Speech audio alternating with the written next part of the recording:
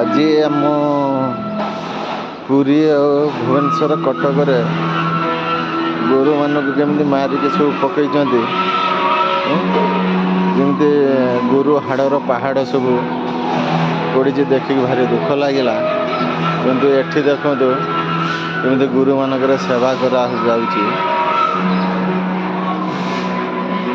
ବହୁତ ସେପଟେ ବି ସେମିତି ଗୋରୁ ବାଛୁରୀ ସବୁ ଛିଡ଼ା ହେଇଛନ୍ତି। ତାଙ୍କ ଖାଇବା ପାଇଁ କୁଣ୍ଡ ସବୁ କରାଯାଇଛି। ଆହୁରି ବିଶେଷ ଧ୍ୟାନ ଦେବା କଥା, ଦେଖନ୍ତୁ ସେମାନଙ୍କୁ ଗୀତ ଶୁଣିବା ପାଇଁ ସବୁ କେମିତି ବକ୍ସ ଲାଗିଛି, ଆଉ ଗୀତ ବି କେମିତି ବାଜୁଛି ଶିଶୁର, ଦେଖିକି ବହୁତ ଖୁସି ଲାଗିଲା। କିନ୍ତୁ ଆମ ଓଡ଼ିଶାରେ କେମିତି ଗୋରୁମାନଙ୍କୁ ମାରିକି ଯେମିତି ଗୋରୁ ହାଡ଼ର ପାହାଡ଼ ତିଆରି କରିଛନ୍ତି।